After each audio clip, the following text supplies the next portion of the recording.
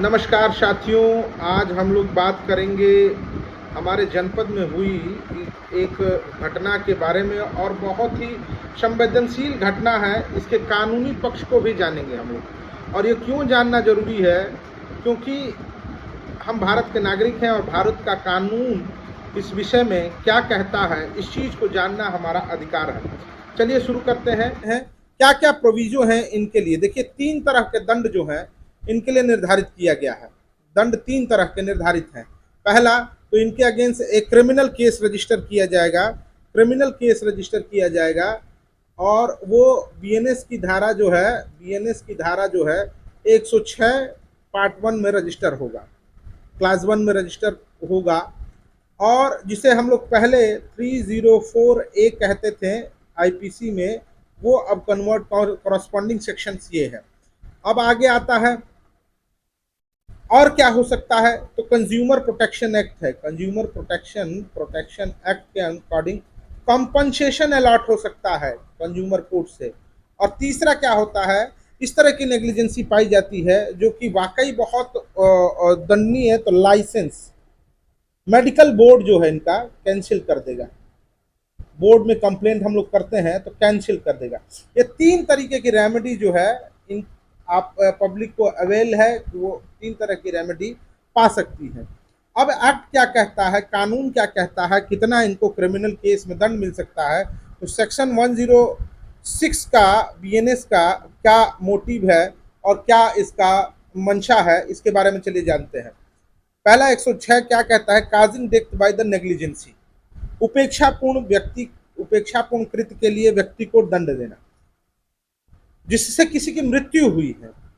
इसमें स्पष्ट लिखा, causing death by the negligence, उपेक्षापूर्ण एक्ट से, उपेक्षापूर्ण कृत्य से के मृत्यु हो जाए तो उसके लिए क्या प्रोविजोज है भाई।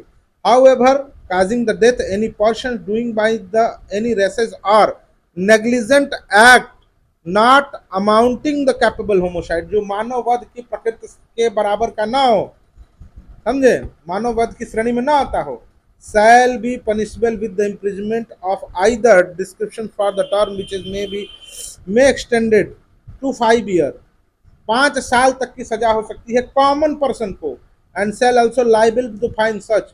अब यहाँ से डॉक्टर साहब वाला पार्ट चालू होगा,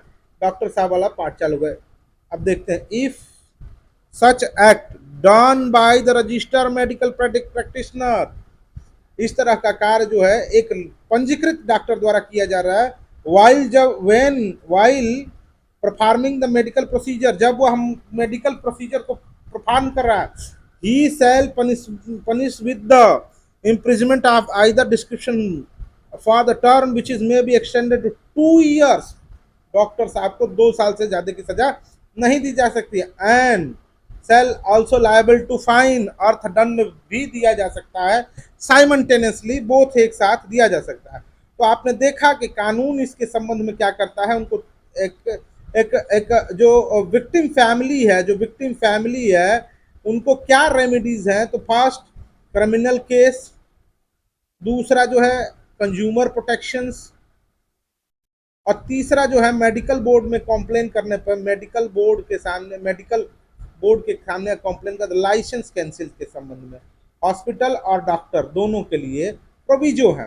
तो ये प्रोविजो आपने देखा कि ये रेमेडी उनको अवेलेबल है, मींस दैट कोई इसके अलावा अभी तक इंडिया में इस तरह के एक्ट के लिए इंडिया में अनदर प्रोविजन नहीं है। सो आपको जानकारी कैसी लगी कमेंट में बताइएगा और अपना इंफॉर्मेशन बढ़ाते रहिएगा। जय हिंद, जय भारत।